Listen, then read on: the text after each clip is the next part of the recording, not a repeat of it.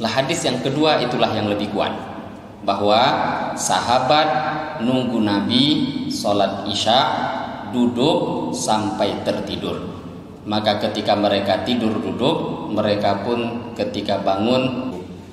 Tapi kalau posisi duduknya itu tidak menetap di lantai, kok lantai duduk pantatnya itu gak menetap sehingga nanti dimungkinkan keluar angin, maka posisi yang seperti ini tentu menurut fatwa Imam Syafi'i membatalkan wudhu seseorang apabila tidur dalam kondisi seperti itu. Bismillahirrahmanirrahim. Assalamualaikum warahmatullahi wabarakatuh. Assalamualaikum warahmatullahi wabarakatuh. Alhamdulillah wassalatu wassalamu ala Rasulillah Sayyidina Muhammad bin Abdillah wa ala alihi wa ashabihi wa mawalah, amma ba'd. Yang sangat kami cintai Anda para perindu ridha Allah, pendamba kemuliaan, mulia di dunia dan mulia di akhirat. Kami saat ini berada di pesantren Nurul Azhar, di bawah asuhan, bimbingan, riayah Tuan Guru Mulia Ustaz Abdul Somad. Harapan kami pesantren terus berkembang dan husnudzon kami akan berkembang. Maka dari itu kami ajak Anda para perindu ridha Allah, ayo kita ikut andil dalam besarkan pesantren ini. Semoga dari pesantren keluar ulama-ulama penerus dakwah baginda Nabi. Dan pesantren sudah dimulai dan alhamdulillah Masya Allah di bangunannya Masya Allah, dan juga ada santri-santrinya. Maka jangan ragu untuk bergabung. Inilah orang cerdas. Kalau kita mengandalkan ibadah kita melakukan sholat sebanyak apapun sangat terbatas, ngaji Quran sangat terbatas. Tapi kalau kita ikut andil dalam program besar semacam ini, sebanyak anak membaca Al-Quran di pondok ini kita mendapatkan pahala, sebanyak anak sholat di tempat ini kita mendapatkan pahala. Belum lagi di saat mereka menjadi ulama. Inilah kerjaan orang-orang cerdas. Maka ayo menjadi cerdas hari ini. Jangan ragu, sisihkan rezeki Anda.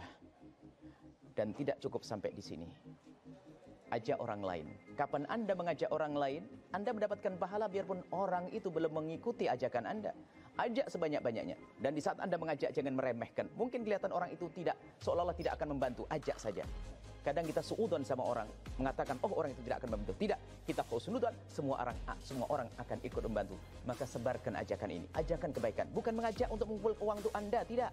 Untuk perjuangan, untuk kemuliaan. Maka jangan ragu, semua jadi juru dakwah dengan cara ini. Silahkan sisihkan rezeki Anda langsung ke pesantren Nurul Azhar, ke Bank Riau Kepri Syariah, nomor 82021666661, dan Bank Syariah Indonesia nomor rekening 14766666666 atas nama Yayasan Tabung Wakaf Umat, atau Bank Muamalat nomor rekening 2210666666 atas nama Yayasan Tabung Wakaf Umat. Dan jika terbuka hati Anda lalu Anda berderma, jangan ragu. Sertakan kode transfer 01 di akhir nominal transfer dan atau konfirmasi ke nomor 0852 6541 6060. Itu adalah nomor admin yayasan. Dan setelah itu, setelah Anda berderma, puji syukur, bersyukurlah kepada Allah karena Allah telah memilih Anda untuk bisa berjuang. Nuhibbukum fillah. Assalamualaikum warahmatullahi wabarakatuh.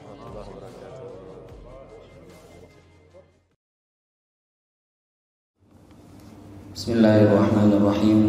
Assalamualaikum warahmatullahi wabarakatuh.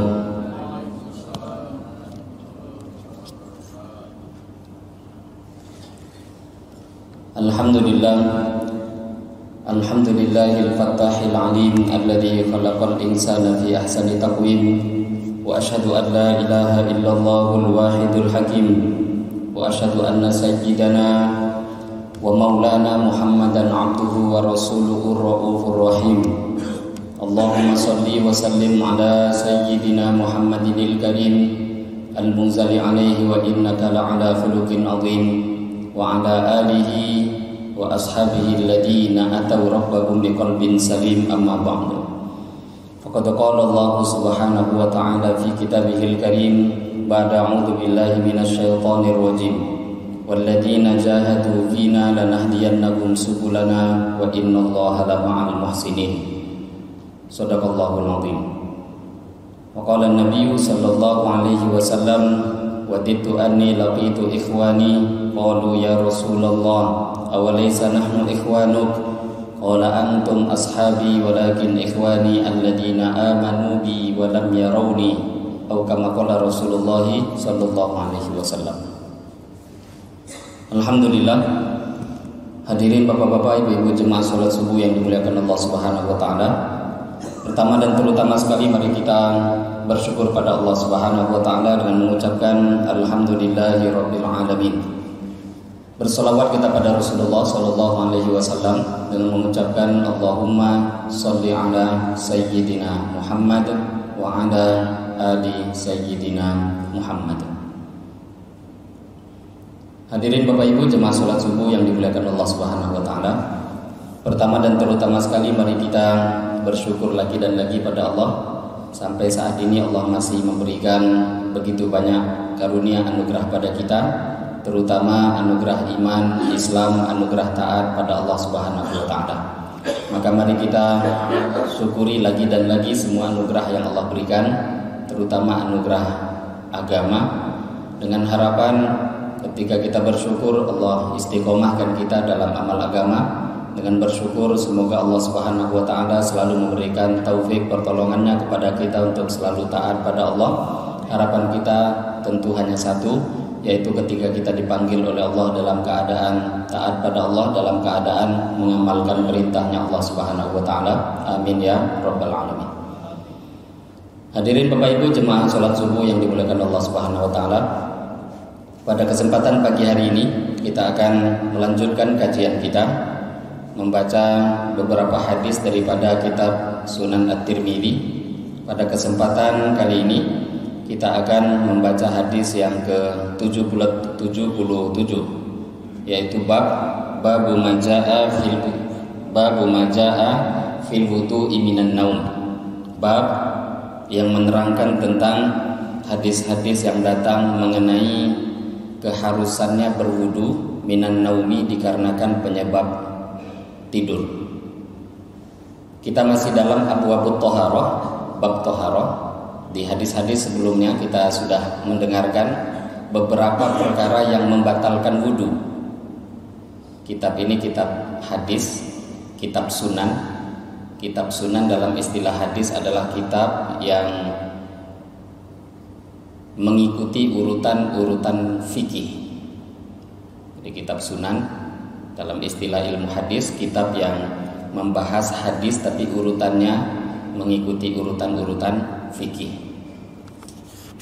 Kita masuk dalam pembahasan setelahnya, yaitu bab tentang yang membatalkan wudu. Di antaranya adalah tidur. Wabihi qala haddatsana Ismail bin Musa Kufiyun wa Hannadun wa Muhammad bin Ubaid al-Muharibi.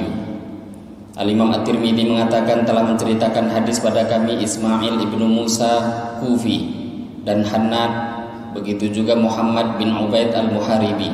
Al-makna wahid. Qalu, guru-guru Imam Tirmidzi tadi Ismail bin Musa, Hannad dan Muhammad, mereka mengatakan haddatsana Abdus Salam ibnu Harbin, telah menceritakan hadis pada kami Abdus Salam bin Harbin al-Mulai, an Abi Khalid ad-Dalani, daripada Abu Khalid ad-Dalani, an Qatadah, daripada Qatadah, an Abil Aliyah, daripada Abul Aliyah, an Ibni Abbasin, daripada Sayyidina Abdullah ibnu Abbas radhiyallahu anhu wa anhum ajma'in.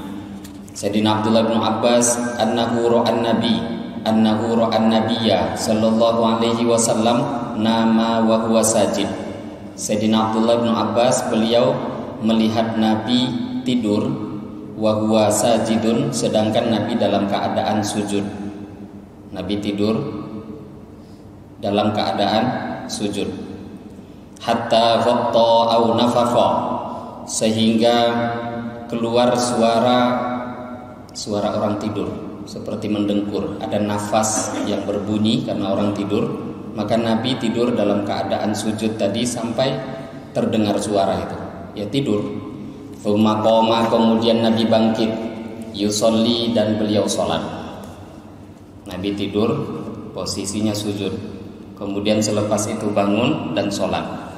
Fakultu, maka aku pun bertanya, kata Ibnu Abbas, aku pun bertanya, ya Rasulullah, innaka qad nimta, sesungguhnya Tuhan qad nimta, engkau telah tidur tadi.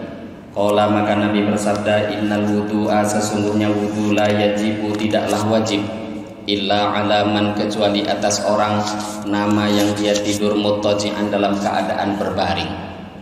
Fa innahu karena sesungguhnya idza taja'a apabila berbaring seseorang istarfat mafasiluhu maka persendian mafasil dia itu menjadi renggang. Penutup macam dubur, angin keluar itu menjadi mudah.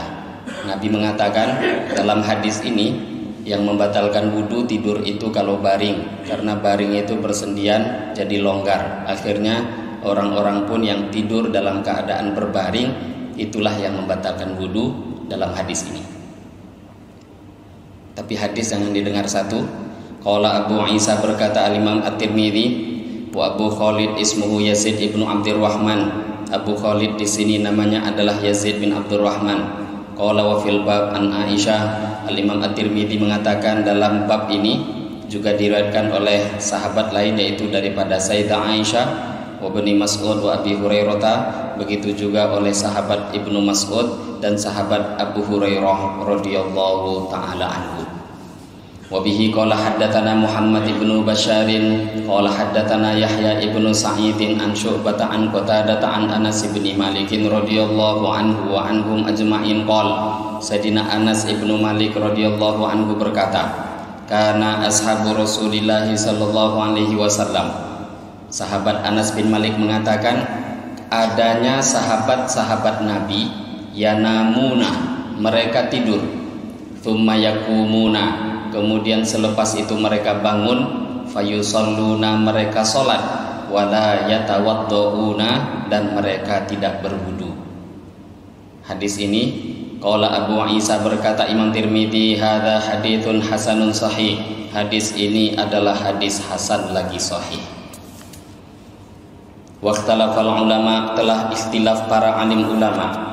Al-Imam Tirmidzi mengatakan para ulama berbeda pendapat fil wudu minan naum, apabila seseorang tidur apakah wajib wudu atau tidak. Para ulama berbeda pendapat. Fara'a aktsaruhum, mereka kebanyakan para ulama berpendapat alla yajiba alaihil wudu idza nama qa'idan aw qa'iman, tidak wajib bagi seseorang untuk berwudu kalau tidurnya dalam keadaan duduk atau berdiri. Hatta yanama muttaji'an, sehingga seseorang tidur dalam keadaan berbaring baru membatalkan wudu. Wa bihi yaqulu Tsauri wa Ibnul Mubarak wa Ahmad, dengan pendapat ini berpendapatlah Al-Imam Ats-Tsauri, Sufyan Ats-Tsauri, Ibnul Mubarak, dan Imam Ahmad Ibnu Hanbal rahimahullahu taala. Wa qala ba'duhum, berkata sebahagian ulama, idza nama hatta ghuliba ala aqlihi, apabila seseorang tidur dan akalnya menjadi hilang, tidak sadar, wajib alaihi wudu, maka baru wajiblah wudu untuknya. Wa bihi yaqulu Ishaq, dan ini adalah pendapat Imam Ishaq bin Rahawai rahimahullahu taala. Wa qala Syafi'i, berkata al-Imam Asy-Syafi'i, man nama qa'idan fara'a ru'ya aw zalat maq'adatuhu li wasnin naum wa alaihi wudu. Imam Syafi'i mengatakan siapa yang tidur duduk dan dia berpindah dari tempat duduknya, bergeser, enggak menetap, fa alaihi wudu, maka wajiblah wudu atas dirinya. Ini beberapa pendapat yang dinukil oleh Al-Imam At-Tirmidzi dalam kitab Sunan beliau. Tapi di sini luar biasa kita perhatikan, Imam Tirmidzi tidak memiliki madhab sendiri. Dinukil pendapat ulama. Apa pendapat Imam Ahmad, bagaimana pendapat Imam Syafi'i, bagaimana pendapat Ibnul Mubarak, apa pendapatnya Sufyan Ats-Tsauri, dan luar biasanya tidak ada tarjih daripada Imam Tirmidzi. Zaman sekarang baru tahu 2-3 hadis sudah mentarjih. Beliau hafiznya umat ini, yang hafal daripada ratusan ribu hadis, diantaranya Imam Tirmidzi. Kalau sudah menukil membahas tentang fikih, maka beliau kembalikan kepada pakarnya. Dan beliau tahu semua ulama-ulama bukan hanya 4 madhab tadi. Sufyan Ats-Tsauri punya madhab sendiri, Ibnul Mubarak punya madhab sendiri, Ishaq bin Rahawai punya madhab sendiri, dan madhab itu sekarang sudah nggak ada. Jadi kalau belajar kitab Tirmidzi, begitu juga kitab induk hadis lainnya, itu bukan belajar 4 madhab, belajar seluruh madhab yang pernah ada dalam Islam. Nah, beliau nukil tadi sebahagiannya. Hadirin Bapak Ibu yang mulia, dalam bab ini kita dengar paling tidak tadi ada 2 hadis yang ditulis oleh Al-Imam At-Tirmidzi. Hadis yang pertama, beliau menukil hadis bahwa Nabi Shallallahu Alaihi Wasallam tidur. Hadis ini diriwayatkan oleh Sayyidina Abdullah bin Abbas radhiyallahu taala anhuma. Nabi tidur dalam keadaan sujud. Maka selepas itu bangun langsung sholat, nggak wudhu. Maka Sayyidina Ibnu Abbas bertanya, ya Rasulullah, tadi Tuhan kan tidur. Tadi Tuhan tidur. Maka kata Nabi, tidak wajib berwudhu dikarenakan tidur, kecuali tidur seseorang dalam posisi berbaring. Ini hadis yang pertama. Tapi hadis ini tidak dikomentari oleh Al-Imam At-Tirmidzi. Hadis itu kalau sahih atau hasan, biasanya dalam kitab Sunan At-Tirmidzi ini Imam Tirmidzi akan komentari, ini hadis sahih, ini hadis hasan, tapi nggak beliau komentari. Maknanya ini hadis bermasalah. Hadis ini bermasalah. Yang dikatakan oleh para alim ulama memang banyak dikomentari. Di antaranya dalam sanadnya ini ada satu orang rawi, yaitu Abu Khalid Ad-Dalani. Yang tadi kita baca urutan sanadnya, ada satu orang rawi yang bernama Abu Khalid Ad-Dalani. Ini agak ada beberapa komentar. Kalau dikomentari dalam ilmu hadis itu biasanya mereka para ulama yang mengomentari mengatakan hadis ini bermasalah sehingga mereka akan dhaifkan hadis ini. Kemudian hadis yang kedua, kita dengarkan tadi riwayat daripada Imam At-Tirmidzi daripada sahabat Anas ibnu Malik. Kata sahabat Anas ibnu Malik, sahabat-sahabat Nabi mereka tidur. Kemudian selepas itu mereka bangun. Selepas bangun nggak berwudu, langsung mereka sholat. Hadis ini umum. Dan Al-Imam At-Tirmidzi juga mengatakan bahwa hadis ini diriwayatkan juga oleh beberapa orang sahabat lainnya dalam jalur yang lain. Hadis ini ada yang lebih lengkap tadi secara umum. Ada hadis yang lebih lengkap Bapak Ibu yang mulia dalam riwayat Sunan Abu Daud. Yaitu di sana diterangkan bahwa karena ashabu Rasulillah sallallahu alaihi wasallam yang tadhiruna al-isya al-akhirah hatta tafaqqaru ru'usahum thumma yusalluna wa la yatawadda'un. Dalam riwayat Al-Imam Abu Daud, hadis itu lebih jelas bahwa diterangkan sahabat-sahabat Nabi mereka tidur duduk, mereka tidur menunggu sholat isya. Sehingga kepala mereka pun terjatuh. Orang kalau tidur duduk itu kan seperti kepala akan jatuh sampai ke dada. Dan mereka pun bangun dan tidak mengulangi wudhu kembali. Ini hadis lebih jelas bahwa sahabat dalam kondisi menunggu sholat isya, Nabi belum keluar dari kamar beliau. Sebahagian riwayat para ulama mengatakan Nabi menerima tamu sehingga sholat isya waktu itu kemalaman, enggak seperti jam 8, setengah 8 yang kita buat. Ya tentu ini malam. Sampai di sini yang diterangkan ngantuk itu bukan 1-2 orang. Sahabat-sahabat Nabi sampai ngantuk menunggu Nabi sholat isya, sehingga kepala mereka pun sampai tertunduk karena mereka tertidur. Dan selepas itu mereka tsumma yusalluna wa la yatawadda'un, mereka sholat tanpa mengulangi wudhu kembali. Dan hadis ini yang mirip tadi kita dengarkan, Imam Tirmidzi mengomentari, hadza haditsun hasanun sahih, hadis ini hadisnya hasan lagi sahih. Kita sudah dengarkan beberapa hadis tadi Bapak Ibu. Maka dari 2 hadis itu saja ada beberapa bentuk tidur yang kalau kita lihat dari zahirnya hadis, tidur itu sebenarnya secara umum membatalkan wudhu, kecuali beberapa keadaan yang diterangkan tadi di dalam hadis. Maka melihat hadis yang begitu banyak, akhirnya para ulama mereka berbeda pendapat. Imam Syafi'i sendiri sebenarnya ada 2 qaul, bahkan ada beberapa, tapi yang masyhur paling tidak ada 2 pendapat dalam madhab Syafi'i sendiri.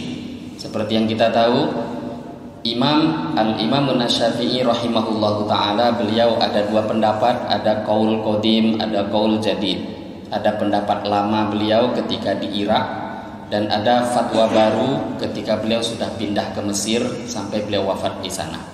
Dan para ulama dalam mazhab Syafi'i sudah mereka katakan bahwa hampir semua fatwa-fatwa lama kalau bertentangan dengan fatwa-fatwa baru, maka yang dipakai adalah fatwa baru ketika beliau berada di Mesir, kecuali hanya beberapa masalah yang dirojihkan, ditarjih oleh ulama-ulama mazhab Syafi'i, diantaranya oleh Al-Imam An-Nawawi dan lain sebagainya. Ada beberapa fatwa-fatwa dalam qaul qadim yang lebih didahulukan melebihi fatwa dalam qaul jadid. Nah, fatwa Imam Syafi'i dalam hal ini juga ada dua. Tidur yang membatalkan wudu seperti apa?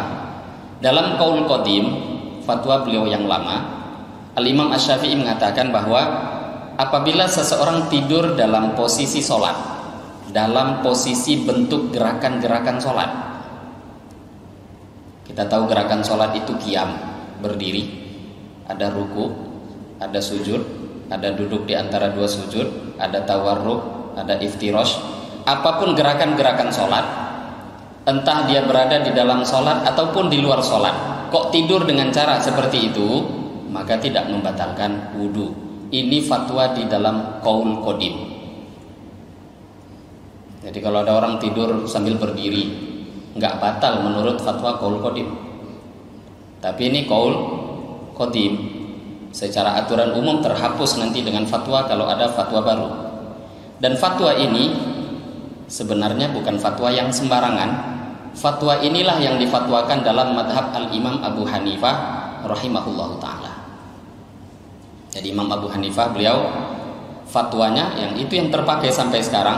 Kalau seseorang tidur tapi tidurnya dalam posisi gerakan-gerakan sholat, maka tidak membatalkan wudu. Sambil berdiri tidur, kata Imam Abu Hanifah, nggak batal. Dan itu qaul qadim. Ruku, sujud, di antara dalil yang mereka pakai tadi hadis yang pertama kali kita dengarkan. Tapi hadis itu sendiri yang paling tidak dalam Sunan At-Tirmidzi, Imam Tirmidzi tidak mengatakan hadis ini hasan, bukan pula sahih. Maknanya hadis ini bermasalah dan diteliti oleh para ulama, memang ada rawi yang dikomentari bermasalah dalam hadis ini.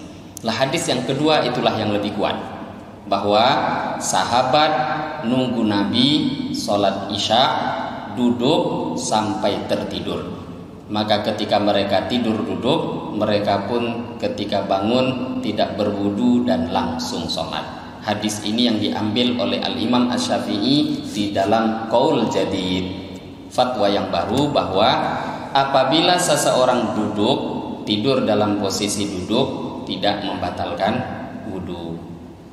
Tapi ada syarat-syarat yang terperinci nanti diterangkan di dalam kitab-kitab fikih. Nah, secara umum ikhtilaf sudah kita dengarkan tadi yang disampaikan oleh Imam Ahmad, Imam Tirmidzi, Imam Abu Hanifah dengan qaul qadimnya Imam Syafi'i juga ada. Tadi beliau sudah sampaikan ada beberapa fatwa ulama lain seperti Imam Malik. Imam Malik membagi tidur menjadi dua. Ada tidur yang berat, ada tidur yang ringan. Kalau tidurnya berat, kata Imam Malik, maka batal wudu. Kalau tidurnya ringan, nggak batal wudu. Ringan dengan berat itu dibedakan dengan cara ketika orang itu dibangunkan, kok langsung terbangun, maka itu namanya tidur ringan. Tapi ada orang yang tertidur, dibangunkan, nggak sadar dengan dibangunkan dengan cara biasa. Lah ini berarti tidurnya pulas. Kalau tidur berat sampai pulas seperti itu membatalkan wudu. Ini pendapat Al-Imam Malik rahimahullahu ta'ala. Lah ini mereka semua melihat, mengambil fatwa dari hadis-hadis diantaranya yang tadi kita dengar. Nah, Al-Imam Asy-Syafi'i mengambil dalil dari hadis yang banyak, diantaranya hadis yang kedua tadi dan beberapa hadis lainnya. Nabi SAW beliau mengatakan pintu ketika orang itu batal wudunya, kedua dubur, kata Nabi, itu punya pintu. Kita duduk, tuh ada dubur, tempat keluarnya buang air besar, itu ada pintunya. Kata Nabi, al-ainan wika usah. Dua mata ini pintunya itu ya, dubur itu pintunya dua mata. Kalau dua mata sudah tertutup, maka dubur nanti terbuka. Lah dari sini juga Al-Imam Asy-Syafi'i mengatakan bahwa ketika pantat seseorang, mohon maaf, bokongnya itu menetap di bumi, di lantai, menetap itu dengan duduk seperti bersila, maka menetap itu duduknya. Kalau duduk seperti itu tidak membatalkan wudu ketika dia tidur sambil duduk. Tapi kalau posisi duduknya itu tidak menetap di lantai, kok lantai duduk pantatnya itu nggak menetap sehingga nanti dimungkinkan keluar angin, maka posisi yang seperti ini tentu menurut fatwa Imam Syafi'i membatalkan wudu seseorang apabila tidur dalam kondisi seperti itu. Kalau kita lihat dalam fikih madzhab Syafi'i secara detail dan dalilnya tadi kita lihat ada banyak para ulama, maka wajar terjadi ikhtilaf. Maka di dalam madzhab Al-Imam Asy-Syafi'i, wudu seseorang tidur secara umum itu membatalkan wudu secara umum. Hadis yang mengatakan sambil sujud nggak batal, berdiri nggak batal, ini dikomentari oleh para ulama. Yang sahih itu hanya dalam posisi duduk. Maka kata para ulama, terutama dalam madzhab kita Imam Syafi'i, tidur yang tidak membatalkan wudu adalah posisi duduk, tapi apabila terpenuhi beberapa syarat. Ini detailnya dalam fikih, dilihat dari hasil beberapa hadis. Yaitu yang pertama, tidur duduk yang tidak membatalkan wudu tadi, syaratnya memang pantatnya itu menetap di lantai. Jadi kalau menetap itu maknanya memang dia bertopang pada badan sendiri. Kalau dia bertopang ke bersandar, itu kan bertopangnya namanya bukan pada diri, nggak menetap itu di lantai. Kalau diangkat itu tiang, dia jatuh. Tidur seperti itu membatalkan wudu. Kalau ngantuk beda, ngantuk bukan tidur. Ngantuk dengan tidur itu berbeda. Yang dibahas adalah tidur. Apa perbedaan tidur dengan ngantuk? Para ulama mengatakan mengantuk itu adalah orang yang dia masih terdengar suara di sekitarnya. Kalau ada orang berbicara ngobrol masih terdengar, tapi dia sudah tidak paham apa yang dibicarakan orang. Nah, itu namanya ngantuk. Masih terdengar, ya, seperti bunyi suara tawon itu dia dengar, tapi dia udah nggak paham. Itu namanya ngantuk. Lah kalau tidur, jangankan faham, terdengar pun tidak, itu namanya tidur. Sudah tidak menyadari keadaan di sekitar, itu namanya tidur. Tapi kalau masih tahu iqomah berkumandang, ya itu ngantuk. Ataupun terdengar walaupun dia nggak faham, itu pun definisi ngantuk. Syarat yang pertama, duduknya menetap. Syarat yang kedua, tidur duduk yang tidak membatalkan wudu adalah seseorang yang tidur sambil duduk tadi badannya tidak terlalu kurus, bukan krempeng, bukan kurus. Jadi memang badannya sedangan. Kalau gemuk itu lebih bagus. Karena orang tuh kalau gemuk, gapuak badannya, maka mengeluarkan angin itu susah. Perlu diangkat itu baru berbunyi, perlu keluar itu angin. Lah kalau orang kurus itu kalau kentut nggak ketahuan. Tapi kerempeng nggak ketahuan itu kentut. Dia nggak perlu bergerak, angin tuh lewat aja nanti. Buang angin itu nggak perlu usaha. Maka syarat yang kedua memang tidak terlalu kurus. Kalau terlalu kurus, walaupun dia tidur sambil duduk, dipastikan wudunya batal. Terlalu kurus. Kalau dia badannya sedangan, nggak ada masalah. Kalau gemuk lebih aman. Syarat yang ketiga, tidur sambil duduk yang tidak membatalkan, yaitu orang yang tidur sambil duduk tadi bangun persis dengan keadaan ketika dia mulai tidur. Tidurnya sambil duduk, tahu-tahu bangun sudah berbaring. Ini batal wudu. Jadi bukan cuma mulainya sambil duduk, pas bangun juga masih dalam kondisi yang sama. Kalau sudah kondisinya berbeda, maka itu bisa dipastikan wudunya batal. Jadi harus posisinya sama ketika dia mulai tidur sampai dia bangun. Syarat yang terakhir ini ditambahkan oleh para ulama, 1, 2, 3 itu harus lengkap. Syarat yang terakhir adalah tidak ada orang yang dipercaya yang mengkabarkan kepada dia bahwa wudunya batal. Kalau ada orang yang terpercaya, yang bisa dipercaya memberikan kabar, memberitahu dia bahwa wudhu Anda batal, maka walaupun 3 syarat tadi dilengkapi semua, kok ada orang yang terpercaya memberitahu, kita sedang tidur duduk, tahu-tahu ada kawan kita, guru kita, ustadz kita, orang yang kita percayai, memang orang itu terpercaya, nggak mungkin bohong, beritahu, tadi kamu kentut. Walaupun tidurnya duduk menetap di lantai, kemudian posisinya sudah pas, kemudian tidurnya dengan posisi duduk, bangun nggak berubah, dia juga mungkin sudah gemuk badannya, tahu-tahu ada yang ngasih tahu, kamu tadi kentut. Maka kalau ada yang memberitahu, orang itu terpercaya, paling tidak syaratnya adil, bukan adil dalam bab nikah ya. Ini adil, kalau menurut Al-Imam Ibnu Hajar syaratnya orang itu adil. Kalau menurut Imam Romli harus disyaratkan maksum, orang yang betul-betul jaga diri dari perbuatan dosa, orang yang terpercaya. Orang itu kalau sudah buat dosa, bagaimana kita percaya dengan dia? Dia dengan Allah saja nggak betul kehidupannya, dengan Allah nggak jujur, apalagi dengan selain Allah. Maka orang yang soleh kalau ada memberitahu kita, posisi kita walaupun sudah melengkapi syarat-syarat tadi yang kita dengar, tapi ada orang yang soleh, orang yang jujur memberitahu wudhu kita batal, maka wudhu pun dihitung batal walaupun tidur dalam posisi duduk.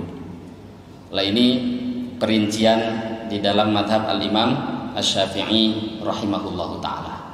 Maka kita tadi mendengarkan satu hadis Bapak Ibu, tapi Imam Tirmidzi sendiri luar biasa. Beliau menukil fatwa-fatwa ulama yang banyak dan tidak ada tarjih daripada Imam Tirmidzi. Apakah beliau tidak tahu mana hadis yang lebih sahih? Ya pakarnya malah beliau.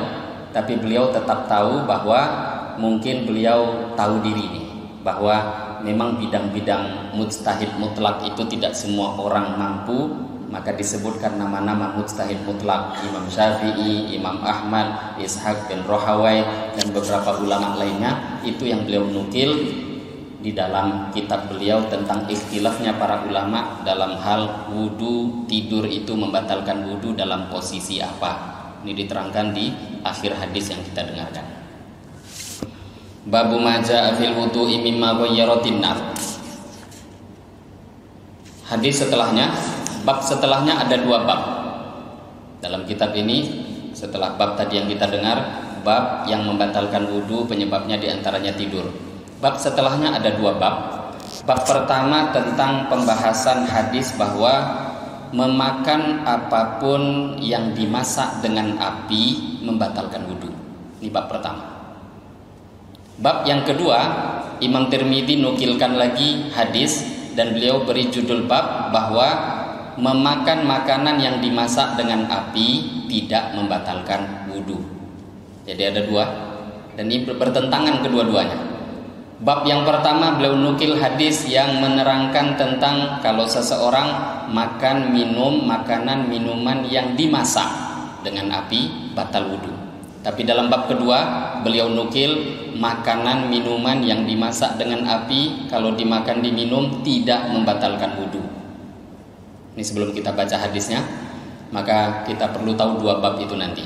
Wa bihi qala haddatsana Ibnu Abi Umar qala haddatsana Sufyan Ibnu Uyainah an Muhammad bin Amrin an Abi Salamah an Abi Hurairah radhiyallahu anhu wa anhum ajma'in qala Rasulullah sallallahu alaihi wasallam al-wudu'u mimma massatin nar. Dari sahabat Abu Hurairah radhiyallahu taala anhu, Rasulullah sallallahu alaihi wasallam bersabda, seseorang harus berwudu mimma massatin nar dikarenakan dia memakan makanan yang tersentuh oleh api.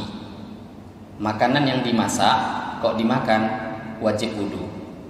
Walau min thawrin aqitin, walaupun daripada satu minyak yang dibekukan, walaupun kecil.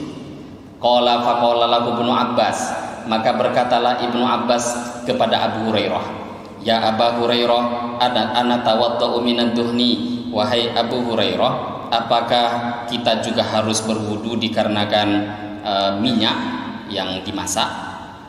Afanat tawaddau minal hamim, apakah kita juga harus berwudu dikarenakan minum air yang dimasak, air panas yang dimasak dengan api, masa gara-gara minum air putih juga harus wudu? Qala Abu Hurairah, maka Abu Hurairah menjawab perkataannya Ibnu Abbas, ya bena akhi, wahai putra saudaraku, idza sami'ta haditsan an Rasulillah sallallahu alaihi wasallam fala tadrib lahu mathala. Wahai putra saudaraku, kalau engkau mendengarkan hadis Nabi, maka jangan engkau berikan permisalan-permisalan dengan yang lainnya. Jadi Abu Hurairah tetap bersikeras, gak usah ditanya yang hal ini dan itu. Yang penting apapun yang tersentuh api itu makanan, maka kalau kamu makan wajib berwudu kembali. Ini bab yang pertama. Bab yang kedua, hadis setelahnya, Imam Tirmidzi memberikan judul bab bahwa memakan makanan atau minuman yang dimasak dengan api tidak wajib wudu. Wa bihi qala haddatsana Ibnu Abi Umar qala haddatsana Sufyan Ibnu Uyainah qala haddatsana Abdullah Ibnu Muhammad Ibnu Aqil sami'a Jabiran qala Sufyan wa haddatsana Muhammad Ibnu Al-Munkadir an Jabirin radhiyallahu anhu wa anhum ajma'in qala kharaja Rasulullah sallallahu alaihi wasallam. Sahabat Jabir bercerita, Nabi sallallahu alaihi wasallam keluar, wa ana ma'ahu, dan saya bersama dengan Nabi. Fadakhala alam ra'atin minal ansor, maka Nabi masuk singgah ke rumah salah seorang wanita dari kalangan Ansor. Fadzabahat lahu syah fa'akala, maka ketika Nabi bertamu, wanita Ansor itu menyembelih seekor kambing. Fa'akala, maka Nabi pun makan kambing tadi. Wa atathu bikina'in min rutabin, kemudian perempuan tadi membawa sepiring korma basah kepada Nabi. Fa'akala minhu, kemudian Nabi makan korma basah tadi, rutab tadi. Tsumma tawaddo'a lidzuhri, kemudian Nabi pun berwudu mengerjakan sholat zuhur wa sholat, dan beliau sholat. Tsumma sorofa, kemudian Nabi pergi. Fa'atathu, kemudian perempuan tadi datang lagi bi ulalatin min ulalatisya, datang lagi perempuan tadi membawa sisa kambing yang dimakan sebelum zuhur, diantar lagi untuk dimakan. Fa'akala, kemudian Nabi makan, lanjutkan sisa yang beliau makan tadi. Tsumma shallal asra wa lam yatawadda, kemudian selepas makan sisa kambing dari waktu zuhur itu, Nabi makan wa lam yatawadda, Nabi tidak berwudu. Jelas Nabi makan kambing. Kambing itu kalau nggak dimasak nggak bisa dimakan. Nabi makan kambing, dalam hadis ini jelas. Kemudian beliau sholat asar, walam yatawadda, beliau tidak berwudu. Maka hadis ini dikomentari terakhir oleh Al-Imam At-Tirmidzi. Beliau mengatakan, wal amalu ala hadza inda aktsari ahli al-ilmi min ashabin nabiy sallallahu alaihi wasallam. Hadis inilah yang diamalkan oleh hampir kebanyakan semua sahabat-sahabat Nabi sallallahu alaihi wasallam. Wattabi'ina wa man ba'dahum, bahkan ini pendapatnya tabi'in dan orang-orang selepas mereka, seperti Sufyan Ats-Tsauri wa Ibnul Mubarak wa Syafi'i wa Ahmad wa Ishaq, yaitu ra'au tarkal wudu mimma massatin nar, mereka berpendapat tidak perlu berwudu walaupun seseorang selepas memakan makanan yang dimasak dengan api. Wa hadza akhirul amrain min Rasulillah, dan mereka punya pendapat ini adalah paling terakhir dari dua perkara yang kita dengar. Memang dulu pernah Nabi memerintahkan wudu, tapi selepas itu tidak. Dan yang paling akhir posisinya adalah Nabi tidak berwudu, itu paling akhir. Wa ka'anna hadzal hadits nasikhun lil haditsil awal, seolah-olah kata Imam Tirmidzi hadis yang kedua ini adalah sebagai nasikh, yang menghapus daripada hadis yang pertama. Hadis kedua nasikh, hadis yang pertama mansukh. Nah, ini pendapat mayoritas jumhurul ulama. Memang kata para ulama, awal mula dulu pernah terjadi ikhtilaf di kalangan sahabat, seperti perdebatan yang kita dengar antara Abu Hurairah dengan Ibnu Abbas, bahwa sebahagian sahabat berpendapat masih mengikuti apa yang Nabi sampaikan pertama. Tapi selepas generasi sahabat, kata para ulama, waktu itu sudah terjadi ijma' sampai sekarang. Jadi seolah-olah memang kita sekarang sudah nggak pernah dengar lagi kalau ada orang atau ulama yang mengatakan habis makan, habis minum makanan yang dimasak, minuman yang dimasak, maka membatalkan wudu, kita tidak dengar. Bahkan di dalam kitab Syarah Tirmidzi Aridatul Ahwazi, di situ dituliskan cerita kisah perdebatan antara sahabat Abu Hurairah dengan sahabat Ibnu Abbas radhiyallahu taala anhu.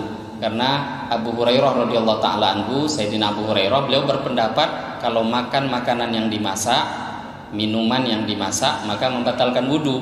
Pada waktu itu Sayyidina Ibnu Abbas bertanya, "Wahai Abu Hurairah," kata Sayyidina Abdullah bin Abbas, "masa kita ini harus berwudu gara-gara kita minum air yang baru dimasak saja? Kan nggak mungkin." Nah itu tadi kita dengar.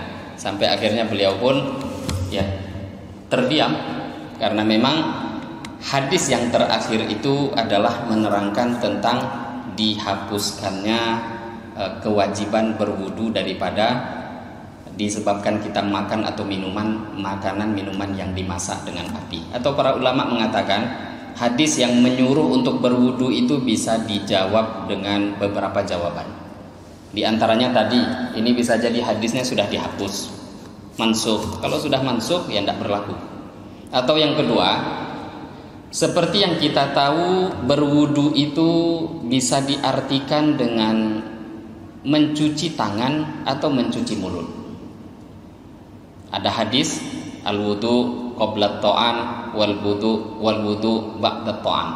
Ada istilah wudu sebelum makan, wudu setelah makan. Maka wudu sebelum atau setelah makan ini yang dimaksud cuci tangan. Karena wudu itu membasuh artinya. Maka kata para ulama, bisa saja di sini diartikan kalau sudah selesai makan, minum, maka cuci tangan kumur-kumur. Nggak baik itu langsung sholat. Kalaupun langsung sholat, ya boleh. Tapi sebaiknya yang dimaksud dalam hadis ini, kata para ulama tadi, bisa diarahkan ke sana. Atau yang kedua, memang ada perintah. Tapi seperti yang kita tahu, perintah itu kan tidak langsung hukumnya wajib. Perintah itu ada dua. Ada perintah keras, tegas, namanya fardu atau wajib. Ada perintah tapi tidak terlalu keras, namanya sunnah. Maka Nabi memang memerintahkan kalau selepas makan, minum makanan yang dimasak, berwudulah. Maka perintah di sini perintah sunnah, maknanya anjuran. Jadi kalau selepas makan, selepas minum, kok misalkan kita ini mau sholat, anjurannya berwudu kembali. Lah ini beberapa takwil yang disampaikan oleh para ulama untuk menjawab hadis yang pertama. Sebenarnya cukup dengan jawaban Imam Tirmidzi tadi. Satu jawaban itu kan cukup. Mansukh, ya selesai. Kalau mansukh kenapa dibahas? Namanya terhapus. Kalau masih dibahas itu nggak terhapus hukum kalau masih dibahas. Tapi itu tadi beberapa jawaban tambahan yang bisa untuk menjawab pendapat mungkin kalau masih ada di antara orang-orang yang memahami bahwa berwudu dikarenakan makan minum yang dimasak dengan api itu membatalkan wudu. Lah urutan-urutan hadis yang seperti ini bukan hanya ada di dalam kitab Sunan Tirmidzi. Dalam kitab Sahih Muslim, Imam Muslim juga membuat satu urutan yang sama dengan Imam Tirmidzi.